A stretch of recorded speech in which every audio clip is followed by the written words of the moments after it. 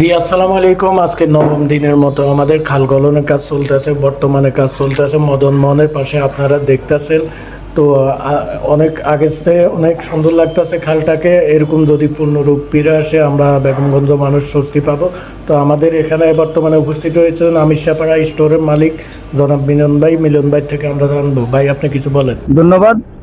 আমরা মানুষ বেঁচে থাকার জন্য যেমন শ্বাস প্রশ্বাসটা জরুরি, আর একটা খাল বেঁচে থাকার জন্য তার স্রোত, তার যদি স্রোত না থাকে সে মৃত, যদি স্রোত থাকে সে জীবিত। একটা খালের যদি স্রোত না থাকে তাহলে তাকে মৃত্যু বলে আমরা ঘোষণা করি। এখানে মূলত খালটাকে আমরা নোংরা পালাই, আমরা কাঁচরা পালাই, বিভিন্ন রকম দোকানের ময়লা, বিভিন্ন কাঁচামালের ময়লা, বিভিন্ন বস্তা আমরা পুরো খালটাকে জাম করে পালাইছি। এবং খালটাকে এক ফোঁটা পানি এদিক সেদিক যাবে সেটার কোনো অবস্থান নাই।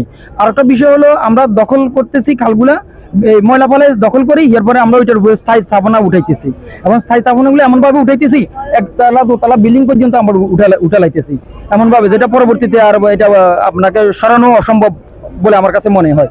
তা আমি প্রশাসনের কাছে বা সরকারের কাছে দাবি জানাই, এই খালটা যেভাবে খনন শুরু হয়েছে এই খনন শুরু যেন আর বন্ধ না হয়, আর খালটাতে যেন আমরা পরিষ্কার পরিচ্ছন্ন আগে যেভাবে দেখছি, এই খালে মানুষ একসময় উজু করতো, মানুষ এখান থেকে উজু করে নামাজ পড়তো। এখন এই খালের পানির দুর্গন্ধের কারণে আশেপাশে মানুষ থাকতে পারে না, এত পরিমাণ দুর্গন্ধ খালের পানির। আমরা দাবি জানাই যেন আমাদের খালটা এভাবে পরিষ্কার পরিচ্ছন্নতা চলে, এবং এই খালটা আগের মতো যেন পানির স্রোত বয়ে যায় সেই ব্যবস্থা যেন ইউনো মহোদয়, প্রশাসন মহোদয় যেন এই জিনিসটা বলবৎ রাখে।